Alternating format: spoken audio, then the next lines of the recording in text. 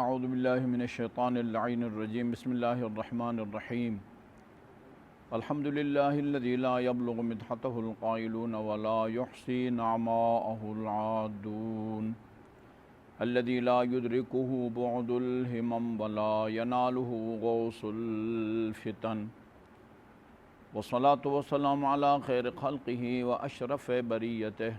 الذي سمي في السماء بأحمد وفي الأراضين بأبي القاسم محمد وعلى أهل بيته الطيبين الطاهرين الذين أذهب الله عنهم الرجس وطهرهم تطهيرا واللعن الأبدي على أعدائهم أجمعين اما بعد فقال اللہ الحکیم بسم اللہ الرحمن الرحیم انما یرید اللہ لیذہب عنکم الرجس اہل البیت ویطہرکم تطہیرا۔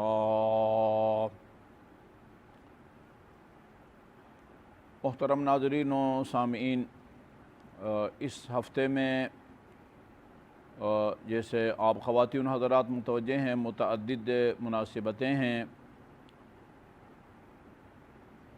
ذی قعدہ الحرام کی آخری تاریخوں میں ہمارے نوے امام اور حجت خدا امام محمد تقی الجواد علیہ الصلاۃ کی جانگداز شہادت کی تاریخ گزری ہے، اور کل یعنی یکم ذی الحجہ الحرام کو ایک بہت بڑی مناسبت ہے، انتہائی خوشی، سرور اور مسرت کی، اور وہ امیر المؤمنین علیہ افضل الصلاۃ والسلام اور خاتون جنت حضرت زہرا علیہ الصلاۃ والسلام کے رشتہ ازدواج میں منسلک ہونے کی مبارک تاریخ ہے۔ میں چاہوں گا انہی دو مناسبتوں سے چند معروضات آپ کی خدمت میں عرض کروں۔ پہلے خطبے میں خاتون جنت اور آپ کے اس عقد نکاح کی تقریب کے بارے میں، جو پہلے آسمانوں میں اور فرشتوں کی محفل میں یہ تقریب منعقد ہوئی، اور اس کے بعد اللہ تعالیٰ کے حکم سے رسول اکرم صلی اللہ علیہ وآلہ وسلم نے اصحاب کی محفل میں بیٹھ کے امیر المؤمنین علیہ الصلاۃ والسلام کا خاتون جنت سے نکاح کا اہتمام کیا۔ سب سے پہلے میں آپ حضرات کی خدمت میں یہ عرض کروں کہ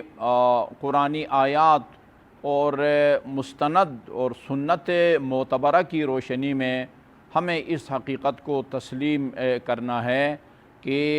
خاتون جنت علیہ الصلاۃ والسلام یہ ایک الہی خاتون ہے، یہ کائنات کی خواتین میں ایک غیر معمولی خاتون ہے۔ ان کی ولادت باسعادت سے لے کر اور آپ کی جانگداز شہادت تک یہ آپ کی تاریخ زندگی کی جو تاریخ ہے، اس کا لمحہ لمحہ ہمیں بتاتا ہے کہ یہ کتنی مکرمہ اور معظمہ خاتون ہے، اور کس طرح کی الہی خاتون ہے کہ جس کی ولادت کا بھی قدرت نے خاص اہتمام فرمایا۔ جنت سے آپ کے پاک اور پاکیزہ اور بابرکت وجود کو جس طرح اللہ تعالیٰ نے وہ آن حضرت صلی اللہ علیہ وسلم کے نازنین وجود تک منتقل فرمایا، اور اس کے بعد آپ کا یہ پاک اور پاکیزہ اور بابرکت وجود جناب خدیجہ کبریٰ کے بدن پاک میں منتقل ہوا، اور جس انداز میں اور وہ جنت سے آئی ہوئی خواتین کی مدد اور کمک سے آپ جس طرح دنیا میں تشریف لائی، اور جس طرح مادر گرامی کے شکم پاک میں بیٹھ کے آپ کے ساتھ تنہائی کا مونس اور غمخوار ثابت ہوتی تھی اور باتیں کرتی تھی۔ چنانچہ روایات بتاتی ہیں کہ ایک مرتبہ رسول خدا صلی اللہ علیہ وآلہ وسلم گھر میں تشریف لائے، جہاں جناب خدیجہ الکبریٰ کے علاوہ اور کوئی انسان مرد یا عورت نہیں تھا، آپ کسی سے باتیں کر رہی تھی، رسول خدا صلی اللہ علیہ وسلم نے فرمایا جناب خدیجۃ الکبریٰ سے کہ گھر میں تو کوئی انسان نہیں ہے، یہ ابھی آپ کس سے باتیں کر رہی تھی؟ فرمایا یہ میرا جو جنین ہے، ماں کے پیٹ سے باہر آنے سے پہلے جو بچے ہوتے ہیں ان کو جنین کہا جاتا ہے، یہ میرے پیٹ میں جو جنین ہے یہ مجھ سے ہم کلام ہوتا ہے، اور میں جب تنہا ہوتی ہوں تو یہ میری تنہائی کا یہ ساتھی ہوتا ہے۔ آپ نے فرمایا انہا ابنتی، یہ میری بیٹی فاطمۃ الزہرا علیہ الصلاۃ والسلام ہے، اور اللہ تعالیٰ اس سے وہ امامت کا سلسلہ جاری فرمائے گا۔ یہ وہ معظمہ اور مکرمہ خاتون ہے، بہت اس سے زیادہ میں تفصیل میں نہیں جا سکتا کہ کس طرح اللہ تعالیٰ نے خاتون جنت کی ولادت کا اہتمام فرمایا، کس طرح آپ کا وہ بابرکت اور پاک اور پاکیزہ وجود اس دنیا میں آیا، اور کس طرح پھر آپ نے بچپنا آپ کا گزرا، جوانی آپ کی کس طرح گزری۔ ہمیں یکم ذی الحج کی مناسبت سے کچھ عرض کرنا ہے۔ امیر المومنین علیہ الصلوۃ والسلام فرماتے ہیں کہ جب میں اپنے سن سال میں 21 سال کی عمر تک میں پہنچا، اور خاتون جنت بھی وہ سن ازدواج کے مراحل تک پہنچی، قریش کے بزرگوں نے آن حضرت سے خواستگاری کی، جناب فاطمۃ الزہرا کا رشتہ مانگا، اور جو بھی رشتہ مانگتا تھا رسول خدا جواب میں فرماتے تھے انی انتظر فیہا بامر اللہ، میں اپنی بیٹی کے رشتے کے معاملے میں خدا کے حکم کا منتظر ہوں، خدا جس سے نکاح کا حکم دے گا اس سے میں نکاح کروں گا۔ اور اکثر بزرگان جاتے تھے، خواستگاری کرتے تھے، اور یہ تأثر لے کے جاتے تھے جیسے کہ آن حضرت ان کی اس خواستگاری پر خوش نہیں ہیں۔ امیر المومنین فرماتے ہیں اپنے کام کاج سے، اپنے کھیت سے، وہ کام کاج سے جب فارغ ہوا اور آ کے خواستگاری کے لیے دق الباب کیا، دروازہ کھٹکھٹایا، فقالت ام سلمہ، جناب ام سلمہ نے فرمایا من بالباب، یہ کون ہے دروازے پہ؟ فقال رہا رسول اللہ صلی اللہ علیہ وآلہ وسلم، رسول خدا نے فرمایا جس کے درمیان اور حقیقتوں کے درمیان یہ در و دیوار حائل نہیں ہو سکتے، فرمایا قومی یا ام سلمہ فافتحی لہ الباب ومریہ بالدخول، دروازہ کھولیں اور جو دروازے پہ کھڑا ہے اس کو گھر میں داخل ہونے کی اجازت دے دیں۔ فہذا رجل یحبہ اللہ ورسولہ، یحبہ اللہ ورسولہ، یہ وہ ہستی ہے کہ جس سے خدا بھی محبت کرتا ہے، رسول بھی محبت کرتے ہیں، وَيُحِبُّهُمَا، اور یہ وہ ہستی ہے جو خدا اور رسول سے محبت کرتی ہے۔ اور یقیناً آپ حضرات متوجہ ہیں کہ آپ نے میدان کارزار کی طرف روانہ کر کے فرمایا تھا کہ یہ وہ شخص جا رہا ہے کہ میں کل کے دن یہ علم اس کو دوں گا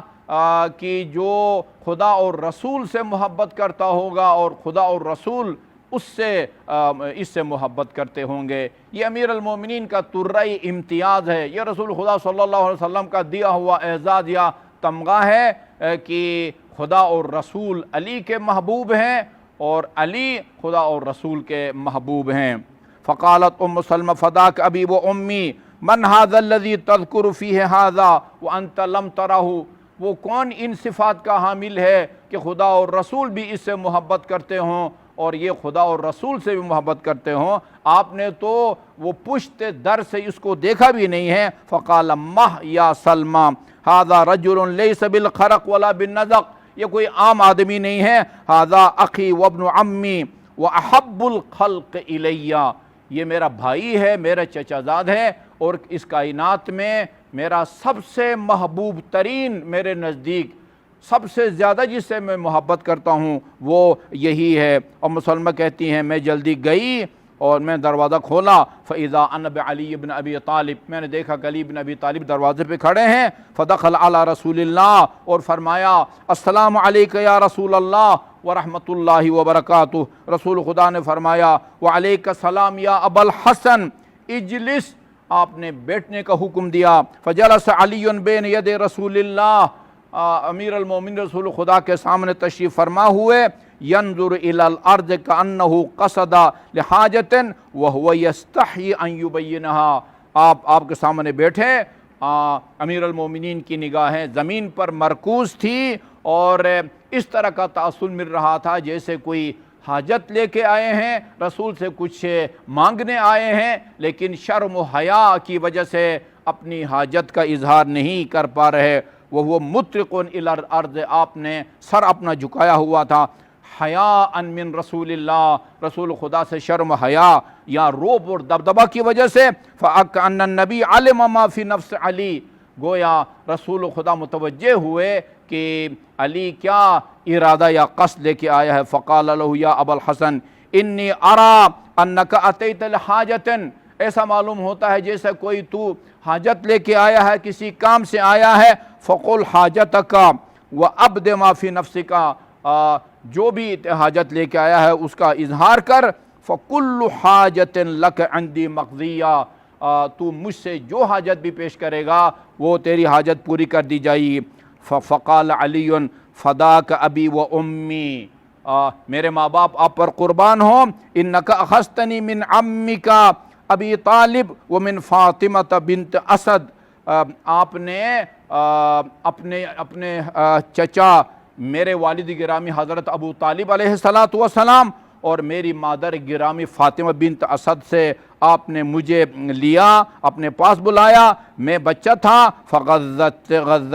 فغذیتنی بغذائک، آپ نے مجھے وہ غذا دی، خوراک دی. وادبتنی بادبک، اپنے آداب سے مجھے مؤدب فرمایا. فکنت الی افضل من ابی طالب ومن فاطمہ بنت اسد فی البر والشفقہ، آپ میرے لیے میرے والد گرامی ابو طالب علیہ السلام اور میری والدہ ماجدہ فاطمہ بنت اسد سے زیادہ آپ میرے لیے شفیق اور مہربان ہیں. ان اللہ ہدانی بک وعلی یدیک، آپ کے ذریعے اللہ تعالیٰ نے ہم سب کو ہدایت دی ہے. انکا واللہ ذخری و ذخیرتی فی الدنیا والآخرہ، آپ میرے آخری ذخیرہ ہیں، آپ میری پناہ گاہ ہیں یا رسول اللہ. فقد احببت مع ما شد اللہ من عضدی بکا، آپ کے ذریعے اللہ تعالیٰ نے میرے دست و بازو کو مضبوط کیا ہے. میں یہ چاہتا ہوں کہ میرا کوئی گھر ہو. وَأَن تَكُونَ لِي زَوْجَةٌ، اور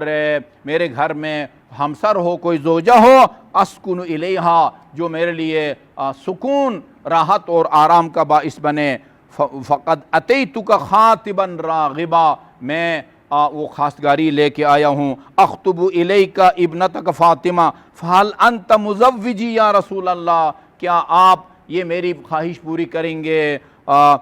فتحلل وجہ رسول اللہ فرحا و سرورا، امیر المؤمنین کی فرمائش سن کے ان حضرت صلی اللہ علیہ وسلم کا چہرہ مبارک وہ خوشی سے تلملا اٹھا. وَأَتَى فاطمہ فقال، اور بیٹی کے پاس تشریف لائے. ان علی قد ذکرکی وہو قد عرفتی وہو من قد عرفتی، علی وہ خواستگاری کے لیے تشریف لائے ہیں اور بیٹی فاطمہ تجھے معلوم ہے، تو بخوبی جانتی ہے کہ علی کون ہے، علی کی تو معرفت رکھتی ہے. فسکتت، چنانچہ یہ علی کی خواہش سن کے خاتون جنت علیہ السلام نے سکوت اختیار کیا، خاموشی اختیار کی. رسول خدا نے فرمایا اللہ اکبر سکوتہا رضاہا، اللہ آپ نے نعرہ تکبیر بلند کیا اور کہا کہ بیٹی کا سکوت اور خاموشی وہ رضامندی کی دلیل اور ثبوت ہے. اس کے بعد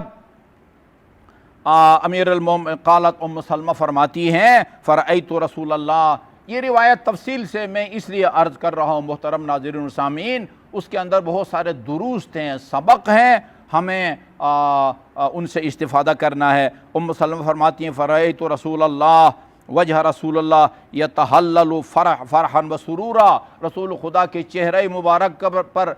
خوشی اور سرور کے آثار تھے۔ ثم تبسم فی وجہ علی، علی کے سامنے آپ مسکرا دیے اور فرمایا یا علی فہل معک شیء ازوجک بہ، کیا ہے تیرے پاس کہ میں اس کے بدلے میں بیٹی کا تجھ سے نکاح کروں؟ فقال علی فداک ابی و امی، میرے ماں باپ آپ پر قربان ہوں، واللہ ما یخفی علیک من امری شیء، یا رسول اللہ کیا عرض کروں، میرے حالات آپ سے پوشیدہ نہیں ہیں، میرے پاس جو مال اور ثروت ہے آپ اس سے بے خبر نہیں ہیں۔ املک سیفی،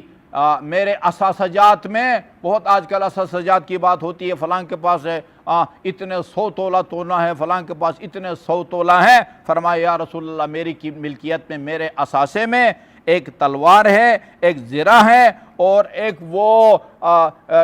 گراڑی جس کے ذریعے میں اپنی کھیتوں کو پانی دیتا ہوں۔ وما املک شیئا غیر ھذا، میرا ٹوٹل اثاثہ یا رسول اللہ یہی ہے۔ فقال یا علی اما سیفک فلا غنی بک عنہ، جہاں تک تلوار کا تعلق ہے، تلوار سے تو بے نیاز نہیں ہو سکتا۔ تجاہد فی سبیل اللہ وتقاتل بہ اعداء اللہ، اسی تلوار کے ذریعے راہ خدا میں اور اللہ کے دشمنوں سے تو جہاد کرے گا، اور وَنَاضِحُكَ تَنْضِحُ بِهِ عَلَى نَخْلِكَ وَأَهْلِكَ، اور یہاں تک جسے پانی دیا جاتا ہے اس سے بھی تو بے نیاز نہیں ہو سکتا۔ تحمل علیہ رحلک فی سفرک، اور اس پر سفر میں اپنا رخت سفر تو باندھے گا۔ وَلَكِنِّي قَدْ زَوَّجْتُكَ بِالدِّرْعِ وَرَضَيْتُ بِهَا عَنْكَ، بس یہ زرہ کافی ہے۔ اس کے بعد فرمایا یا ابا الحسن اُبشرک، یا علی کیا میں تمہیں بشارت اور خوشخبری نہ دوں؟ فقال علی قلت نعم فداک ابی و امی، ضرور خوشخبری دیجئے یا رسول اللہ، میرے ماں باپ آپ پر قربان ہو۔ بشرنی فإنک لم تزل میمونا نقیبا مبارک الطائر رشید الامر صلی اللہ علیہ کا، ہمیشہ آپ کے فعال نیک بہتر ہوتے ہیں اور فیصلے آپ کے بابرکت ہوتے ہیں۔ فقال رسول اللہ ابشرک یا علی، اے علی میں تمہیں بشارت دیتا ہوں، ان اللہ قد زوجکہا فی السماء قبل ان ازوجکہا فی الارض، قبل اس کے کہ میں تمہارا نکاح کروں اور رشتہ ازدواج میں منسلک کروں، آسمان میں اللہ تعالیٰ نے تمہارا وہ نکاح کر دیا ہے۔ وَلَقَدْ هَبَطَ عَلَيَّ فِي مَوْضِعِي مِن قَبْلَ أَن تَأْتِيَنِي، ابھی تیرے آنے سے پہلے آسمان سے ایک فرشتہ وہ آیا، نازل ہوا اور عرض کیا یا محمد ان اللہ اطلع الی الارض اطلاعۃ، اللہ تعالیٰ نے ایک نگاہ ڈالی، نظر ڈالی زمین کے اوپر، فاختارک من خلقک فبعثک برسالتہ، اور اس نگاہ میں تیرا انتخاب کیا اور تجھے اپنے رسالت کے لیے انتخاب کیا، تجھے رسول بنایا۔ ثم اطلع الی الارض ثانیۃ، دوسری دفعہ اللہ تعالیٰ نے زمین کی طرف دیکھا، فاختار لک منہا اخا و وزیرا و صاحبا و ختنا، اور دوسری نگاہ میں تیرے بھائی، وزیر اور ساتھی کا انتخاب کیا، اور تیرے داماد کا انتخاب کیا، اور اللہ تعالیٰ نے آسمانوں میں علی کا نکاح تزویج فاطمہ سے کر دی ہے۔ وقد احتفلت بذلک ملائکۃ السماء یا محمد، اور یہ ملائکوں کی محفل اور ان کی اس میں یہ منعقد ہوئی ہے۔ ان اللہ عز وجل امرنی ان آمرک، خدا کا حکم ہے کہ اس کا یہ پیغام یا حکم آپ تک پہنچا دوں، ان تزوج علی فی الارض فاطمہ، جس طرح آسمان نے اللہ تعالیٰ نے نکاح کر دیا ہے، اسی طرح زمین میں بھی آپ فاطمہ کا علی سے نکاح کر دیں۔ تبشرہما بغلامین، اور علی اور فاطمہ کو دونوں صاحبزادوں، دونوں نواسوں کی بشارت دیں، ذکیین نجیبین طاہرین خیرین فاضلین فی الدنیا والآخرہ، ان صفات کے حامل دونوں بیٹوں کی بشارت دے دیں آپ علی اور فاطمہ کو۔ یا علی वफ़वल्लाहि मा अरजल मलक मिन अंदी हत्ता दक़क़त अलबाब। अभी वो फरिश्ता अल्लाह का ये पैगाम दे के मेरे घर से निकला ही था या आसमान की तरफ उसने परवाज़ ही किया था कि तूने दरवाज़ा खटखटाया है। उसके बाद ये रसूल खुदा सल्लल्लाहु अलैहि वसल्लम ने वो खुतबा पढ़ा है मुहाजिर अंसार को बुला के। अल्हम्दुलिल्लाह, मैं तर्जुमा भी नहीं करता, इंतहाई बाबरकत और फसाहत और बलागत पर मुश्तमिल खुतबा है। अल्हम्दुलिल्लाह, रसूल खुदा ने खुतबा पढ़ा, अल्हम्दुलिल्लाहिल महमूद बिनिअमतिही अल मअबूद बिकुदरतिही अल मुताअ बिसुल्तानिही अल मरगूब इलैहि फीमा इंदहू अल मरहूब अज़ाबुहू अन्नाफिज़ु अम्रुहू फ़ी अर्दिही व समाइहि अल्लज़ी खलक़ल खल्क़ बिक़ुदरतिही, वो ज़ात की जिसने तमाम मखलूक़ात को अपनी कुदरत से पैदा किया और मय्यज़हुम बिअहकामिही, और अपने अहकाम से उनको इम्तियाज़ बख्शा, व अअज़्ज़हुम बिदीनिही, अपने दीन के ज़रिए लोगों को अल्लाह ताला ने इज़्ज़त बख्शी, व अकरमहुम बिनबिय्यिही मुहम्मद, और अपने नबी मोहम्मद मुस्तफ़ा सल्लल्लाहु अलैहि वसल्लम के ज़रिए उनको इज़्ज़त और करामत बख्शी। सुम्मा इन्नल्लाह जअलल मुसाहरत नसबन व सहरा फ़अमरल्लाहु अन यजरी इला क़ज़ाइही व क़ज़ाहु यजरी इला क़द्रिही फ़लिकुल्लि क़द्रिन अजल व लिकुल्लि अजलिन किताब यम्हुल्लाहु मा यशाअु व युस्बित व इंदहु उम्मुल किताब। उसके बाद आखिर में फरमाया इन्नल्लाह अमरनी अन उज़व्विज फ़ातिमत बिअली, खुदा का हुक्म है कि फ़ातिमा की तज़वीज अली से कर दूँ। फ़उशहिदुकुम, तमाम मुहाजिरीन और अंसार से मुखातिब होकर फरमाया मैं तुम सबको गवाह बनाता हूँ अन्नी क़द ज़व्वजतुहु अला अर्बअति मिस्क़ाल। वो अक्सर रिवायात में 500 दिरहम का है, मैं यानी 400 मिस्क़ाल चांदी के बदले अली का फ़ातिमा से निकाह कर रहा हूँ। इन रज़िया बिज़ालिका अली, अगर अली इससे राज़ी हों। उसके बाद फिर आन हज़रत सल्लल्लाहु अलैहि वसल्लम ने रुख़सती फरमाई और ये दुआ फरमाई है। मेरे ख़याल में तमाम उलमाए कराम जो इस तरह की तक़रीब में शिरकत करते हैं और निकाह पढ़ते हैं, हमें यही दुआ करनी चाहिए। सबसे पहले तो ये फरमाया अमीर अल-मोमिनीन से मुखातिब हो के या अली हादिही फ़ातिमा, अली देखो ये फ़ातिमा है, वदीअतुल्लाहि व वदीअतु रसूलिही अंदका, ये तेरे पास खुदा और रसूल की अमानत है। फ़हफ़ज़िल्लाह वहफ़ज़ी फ़ी वदीअती, देखो खुदा और मेरी इस अमानत का तुमने ख्याल रखना है। सुम्मा दआ, फिर रसूल खुदा सल्लल्लाहु अलैहि वसल्लम ने दुआ मांगी, अल्लाहुम्मा इज्मा शमलहुमा व अल्लिफ बैना क़ल्बैहिमा वजअलहुमा व ज़ुर्रियतहुमा मिन वरसति जन्नतिन नईम, खुदाया इनके शमल को, इनके गुरोह को, इनकी जमाअत को और इनके अफराद खाना को वो मुत्तहिद फरमा और इनके दिलों में तालीफ़ फरमा। वजअलहुमा व ज़ुर्रियतहुमा मिन वरसत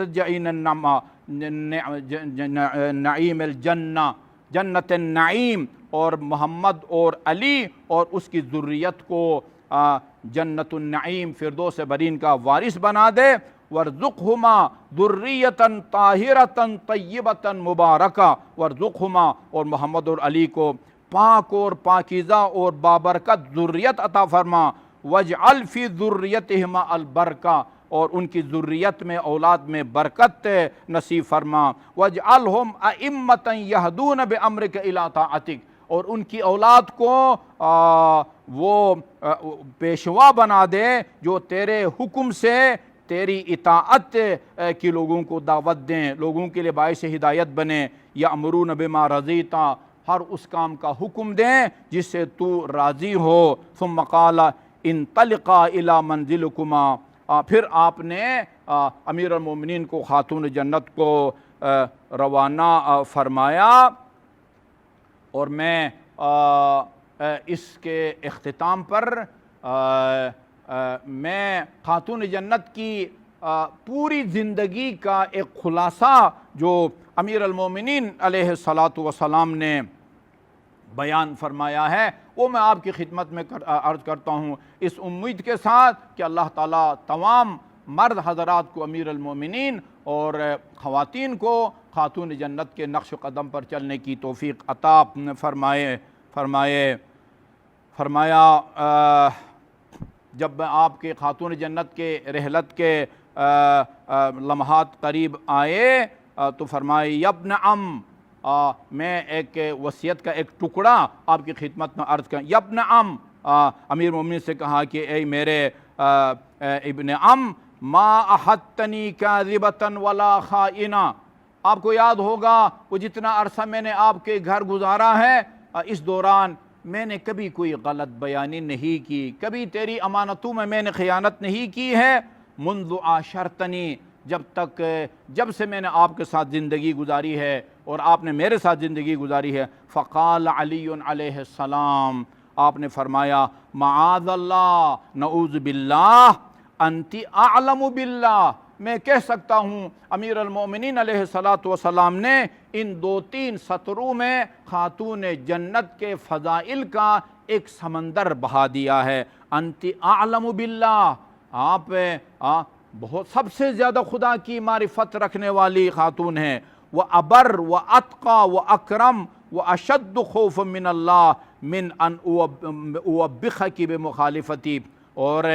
آپ کی شان اس سے بالا تر ہے، آپ اس سے زیادہ با تقویٰ ہیں، آپ اس سے زیادہ با صاحب کرامت ہیں، اور خوف خدا آپ کے دل میں ہے کہ کسی وجہ سے میں آپ کی توبیخ یا سرزنش کر سکوں۔ قد عز علی مفارقت کی و فقد کی، علی پر گراں گزرتا ہے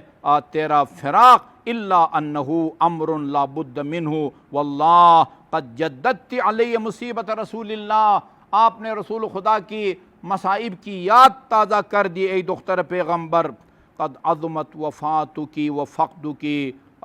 علی پر گراں اور شاق گزرتا ہے وہ تیرا فراق۔ فإنا للہ وإنا الیہ راجعون، من مصیبت ما افجعها وأعلمها وأمضها وأحزنها، هذه مصیبت لا عزاء منها ورضیۃ لا خلف لها، یہ وہ ایسی مصیبت ہے کہ جس پر صبر اتنا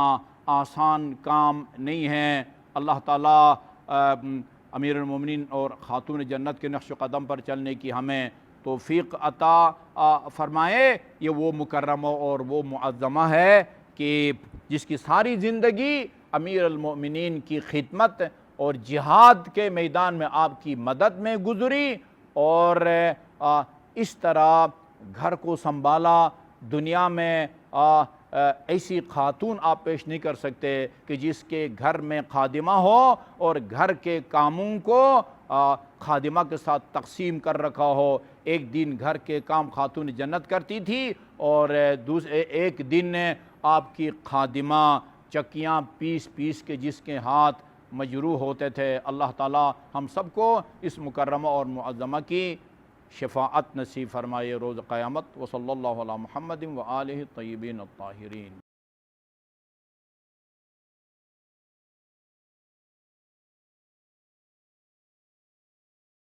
اعوذ باللہ من الشیطان اللعین الرجیم، بسم اللہ الرحمن الرحیم، الحمدللہ رب العالمین، والصلاة والسلام علی خیر خلقہ محمد وآلہ الطیبین الطاہرین، ولا سیما علی ابن امہ امیر المؤمنین علی بن ابی طالب علیہ الصلاة والسلام، وعلی ابنتہ الصدیقۃ الطاہرہ فاطمۃ الزہراء سیدۃ نساء العالمین، وعلی سبطیہ الحسن والحسین سیدی شباب اہل الجنہ، وعلی علی بن الحسین زین العابدین، ومحمد بن علی الباقر، وجعفر بن محمد الصادق، وموسیٰ بن جعفر الکاظم، وعلی بن موسیٰ الرضا، ومحمد بن علی التقی، وعلی بن محمد النقی، والحسن بن علی العسکری، والخلف الحجہ المہدی المنتظر، اللہم عجل فرج وسہل مخرجہ، لیملأ الارض قسطا وعدلا کما ملئت ظلما وجورا، واللعن الابدی علی اعدائہم اجمعین۔ اما بعد فقال اللہ الحکیم بسم اللہ الرحمن الرحیم اطیعوا اللہ واطیعوا الرسول واولی الامر منکم۔ محترم ناظرین و سامعین، جیسے میں نے پہلے خطبے کے آغاز میں عرض کیا، ذی القعدہ الحرام کی آخری تاریخ ہمارے نوے امام محمد تقی علیہ السلام کی شہادت کی تاریخ گزری ہے۔ امام جعفر صادق علیہ السلام کی طرف یہ فرمان منسوب ہے، فرمایا ما منا الا مقتول او مسموم۔ امیر المؤمنین علیہ السلام سے لے کر اور امام حسن عسکری علیہ السلام تک کوئی بھی امام معصوم کسی بیماری کے نتیجے میں یا کسی حادثے کے نتیجے میں یا اپنی طبیعی موت اس دنیا سے نہیں اٹھیں، یا امیر المؤمنین اور امام حسین کی طرح تلوار سے شہید کیے گئے ہیں، یا پھر امام حسن سے لے کر اور امام حسن عسکری تک باقی اماموں کو زہر دے کے شہید کیا گیا ہے۔ نوے امام یہ وہ عظیم امام ہیں کہ جن کو خلیفہ وقت نے آپ کی زوجہ کے ذریعے، جس طرح امام حسن مجتبیٰ علیہ السلام کو آپ کی زوجہ کے ذریعے زہر دے کے شہید کیا گیا، اسی طرح امام جواد امام محمد تقی علیہ السلام کو بھی آپ کی زوجہ کے ذریعے زہر دے کے شہید کیا گیا۔ امام محمد تقی علیہ السلام کا ایک خاص ایک ترئی امتیاز ہے، اور وہ یہ کہ ہمارے اماموں میں امام زمان عجل اللہ تعالی فرجہ الشریف کے بعد جو سب سے کم سن امام ہیں، 8 یا 9 سال کی عمر میں جو امامت کے عظیم اور غیر معمولی منصب پر فائز ہوئے، وہ امام محمد تقی علیہ السلام تھے۔ جب امام حسن عسکری علیہ السلام کی شہادت ہوتی ہے، اس وقت امام زمان عجل اللہ تعالی فرجہ الشریف 5 سال کے تھے۔ 5 سال کی عمر میں آپ نے امامت کے منصب کو، عہدے کو سنبھالا، اور 5 سال کی عمر میں ان تمام کمالات، وہ تمام علوم اور رموز جو ایک امام کے پاس ہونی چاہیے، امام زمان عجل اللہ تعالی فرجہ الشریف کے پاس وہ کمالات موجود تھے۔ چنانچہ امام حسن عسکری علیہ السلام کی شہادت اور پھر آپ کا امامت کے منصب کو سنبھالنا، وہ ساری روایات بتاتی ہیں کہ امام کو کن صفات اور کمالات کا حامل ہونا چاہیے۔ ایک نمایاں صفت جو رسول اور امام میں ہوتی ہے وہ یہ کہ خداداد علم کی روشنی میں وہ غیب کا علم رکھتے ہیں۔ خدا ان کو علم غیب دیتا ہے، یعنی وہ چیزیں جو عام لوگوں کے مشاہدے میں نہیں آ سکتی، وہ اللہ تعالیٰ ان غیر محسوس و ناقابل مشاہدہ چیزوں کا علم ان کو عطا فرماتا ہے۔ چنانچہ امام جواد علیہ السلام نے جب منصب نبوت کو سنبھالا، امامت کو سنبھالا، آپ کی عمر 8 یا 9 سال کی تھی، اور ہمارے اماموں میں سب سے یعنی چھوٹے عمر میں، جوانی میں جن کو شہید کیا گیا وہ بھی امام جواد امام محمد تقی علیہ السلام تھے۔ اللہ تعالیٰ نے حضرت یعنی بتایا اللہ تعالیٰ نے کہ ہمارے ہاں اس الہی جس کو اللہ تعالیٰ الہی منصب سے نوازتا ہے، وہ وہاں سن و سال کی کوئی قید نہیں ہوتی ہے، یعنی ماں کے پیٹ سے باہر آنے کے بعد بھی نبی اعلان کرتا ہے انی عبداللہ وآتانی الکتاب وجعلنی نبیّا، میں اللہ تعالیٰ کا بندہ ہوں، اس نے تمہاری ہدایت کے لیے مجھے کتاب دے کے اور نبی بنا کے بھیجا ہے۔ یعنی ولادت کے فوراً بعد بھی جس کو اللہ تعالیٰ نبوت کے منصب سے نوازتا ہے، اس کو وہ تمام کمالات دے کے بھیجتا ہے جو ایک نبی میں جن کمالات کو ہونا چاہیے۔ ہمارے نوے امام اور حجت خدا ان اماموں میں سے ہیں کہ جو سن بلوغ سے پہلے 8 یا 9 سال کی عمر میں آپ کے پاس یہ امامت کا منصب آیا۔ چنانچہ لوگ باتیں کرتے تھے کہ اس کم سنی میں کس طرح امامت کے سنگین ذمہ داریوں کو یا فرائض کو آپ انجام دے پائیں گے۔ چنانچہ لیکن روایات ہے امام محمد تقی علیہ السلام ہی کی، آپ اپنے آباء و اجداد سے امام محمد باقر علیہ السلام سے یہ روایت نقل کرتے ہیں، ان الاوصیاء محدثون، جو اللہ تعالیٰ کے وصی ہوتے ہیں، جو امام وقت ہوتا ہے، وہ اس کے علم کا ذریعہ وہ نہیں ہوتا جو دنیا کے عام علم کے متلاشی لوگوں کا ہوتا ہے۔ وہ کسی مکتب میں جا کے داخلہ لیتے ہیں۔ ہمارے معاشرے کے مطابق پرائمری اور پھر مڈل اور پھر میٹرک اور اعلیٰ تعلیم حاصل کرنے کے لیے ان کو جد و جہد کرنی پڑتی ہے، کسی استاد کی خدمات کو حاصل کرنا ہوتا ہے۔ لیکن جو اوصیاء ہیں، جو ائمہ معصومین ہیں، وہ فرمایا محدثون، یہ محدث ہوتے ہیں، یعنی یحدثہم روح القدس، روح القدس آ کے ان سے ہم کلام ہوتا ہے۔ ولا یرونہ، وہ اس کی شکل تو وہ روح القدس کو نظر تو نہیں آتا، لیکن وہ الہی احکام اور حقائق لے کے امام کے پاس نازل ہوتا ہے۔ اور یقیناً آپ متوجہ ہیں، ابھی جمعہ کے پہلے خطبے میں جس مکرمہ یا معظمہ کی نکاح کا یا شادی کا تذکرہ ہوا، یعنی خاتون جنت، جہاں آپ کے 9 القاب میں سے ایک لقب محدثہ ہیں۔ آسمان کے فرشتے آپ نازل ہوتے تھے اور آپ سے ہم کلام ہوتے تھے، محدثون۔ چنانچہ جب مسجد رسول صلی اللہ علیہ وسلم تک آپ کو لایا جاتا ہے، امام جواد علیہ السلام کو، امام رضا علیہ السلام کے بعد لوگوں میں یہ باتیں ہونے لگی کہ کم سنی کے عمر میں امامت کے ان وہ سنگین اور حساس ذمہ داریوں کو کس طرح سنبھالیں گے۔ ان کو لایا گیا، جی اب ابی جعفر الجواد الی مسجد رسول اللہ، یہ امام جواد کو مسجد رسول، مسجد النبی لایا گیا بعد استشہاد ابی ہے، بابا کی شہادت کے بعد، امام رضا کی شہادت کے بعد، وہو طفل، ابھی آپ 8 یا 9 سال کے بچے تھے، وجاء الی المنبر، منبر رسول پر آپ تشریف فرما ہوئے، ورقہ منہ درجہ، اور ایک زینہ آپ اوپر وہ رونق افروز ہوئے، ثم نطقا۔ دیکھیے میرے بزرگوں اور عزیزوں، محترم ناظرین اور سامعین، امام کے حالات زندگی میں وہ نکاح سے متعلق، طلاق سے متعلق، کون سی عورت حرام ہوتی ہے، کون سی عورت حلال ہوتی ہے، بہت سارے روایات موجود ہیں۔ اسی طرح آپ نے یقیناً سنا ہے، وہ حاکم وقت کے پاس جب آپ کو لایا جاتا ہے اور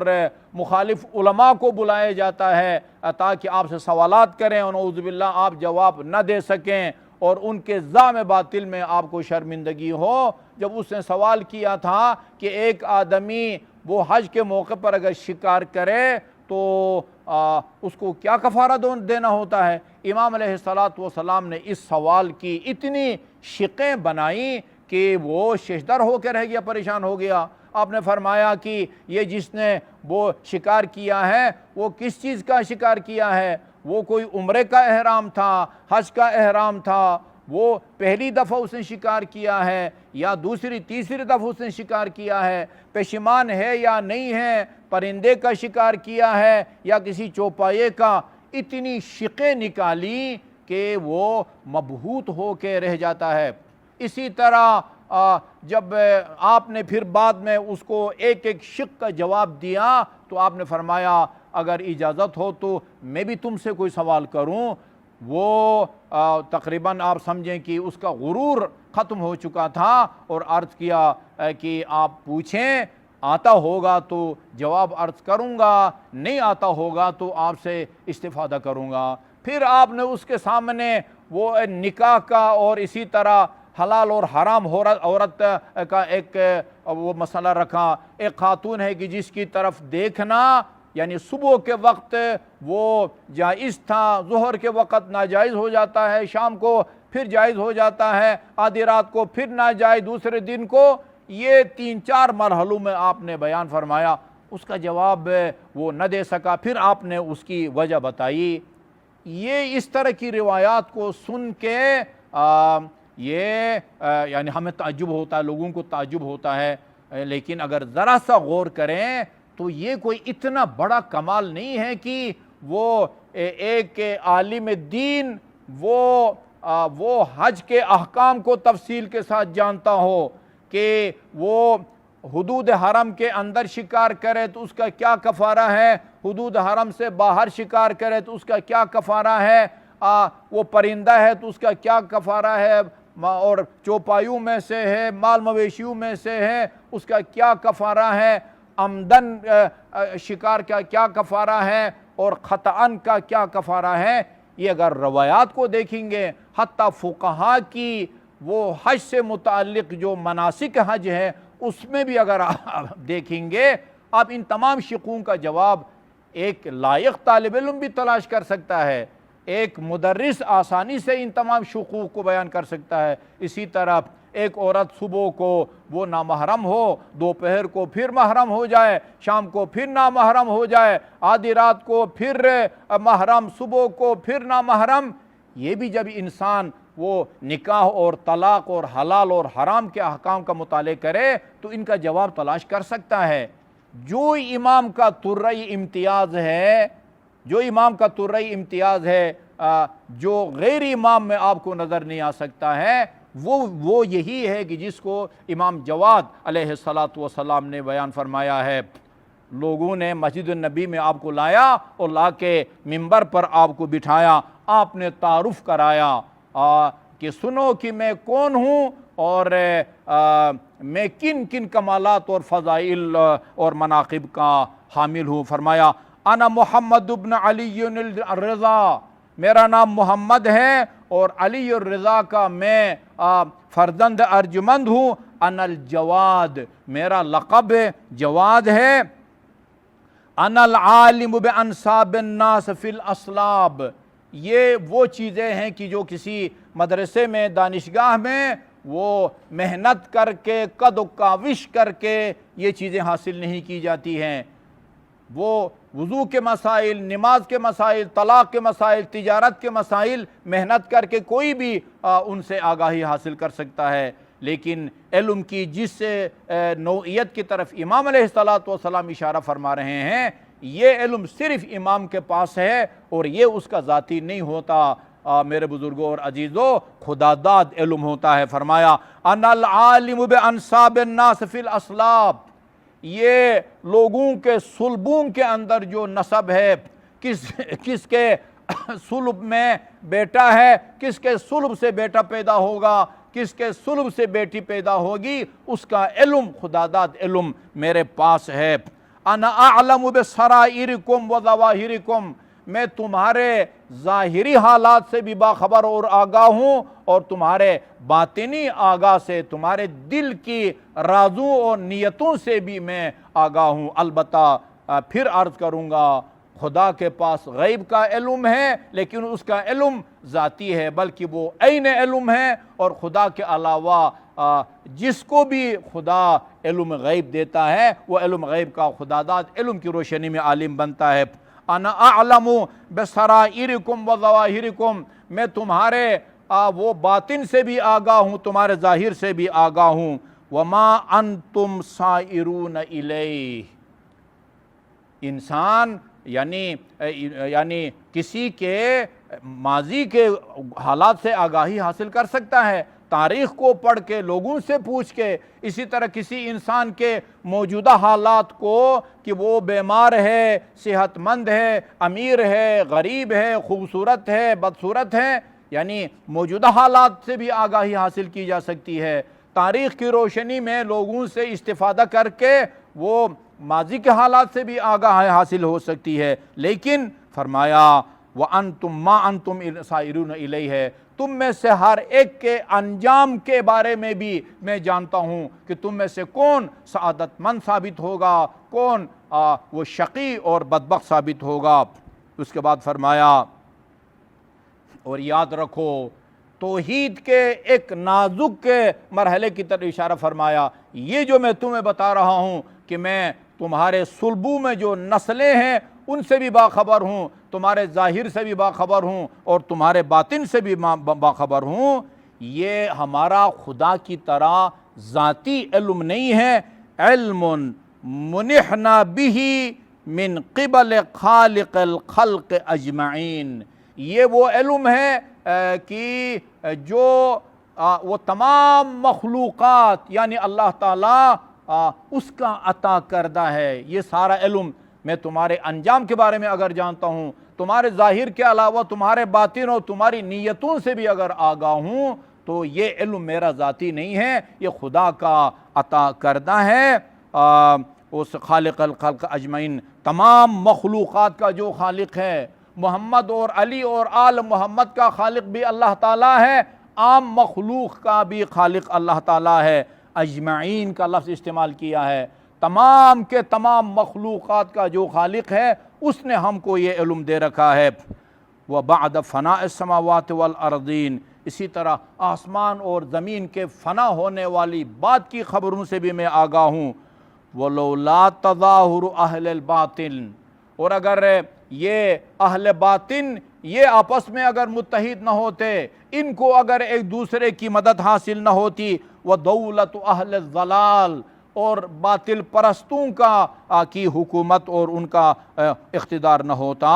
وَوُثُوبُ أَهْلِ الشَّكِّ، اور اہل شک کے وہ حملہ آور ہونے کا اگر خطرہ نہ ہوتا،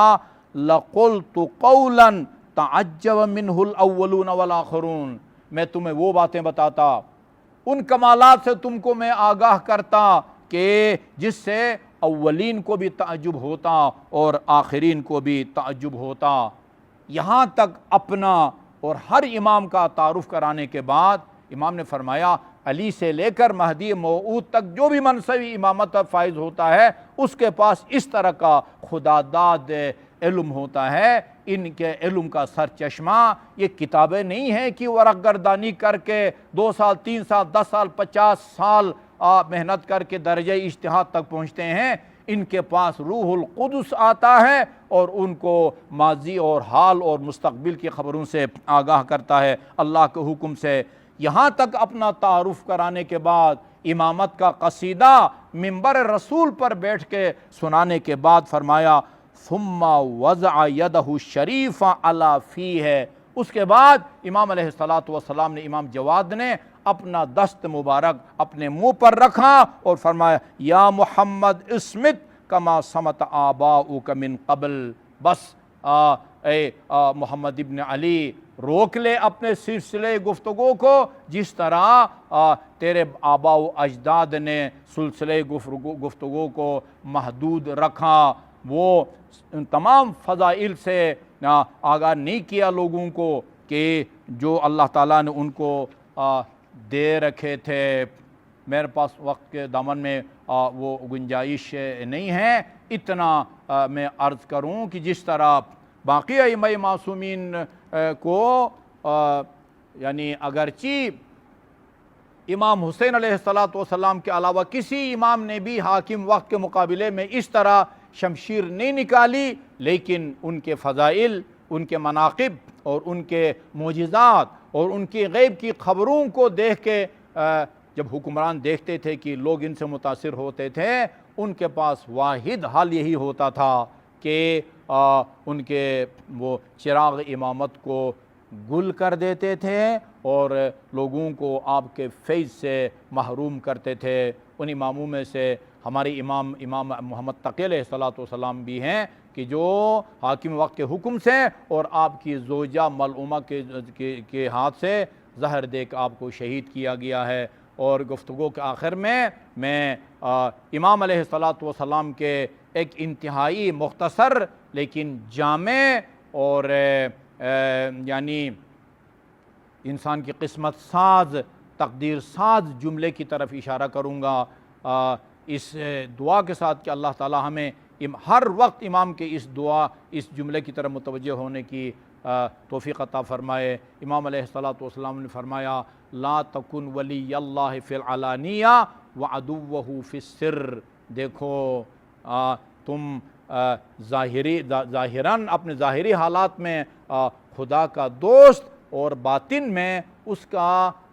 دشمن مت بنو۔ اور امیر المومنین نے نہج البلاغہ میں فرمایا ہے کہ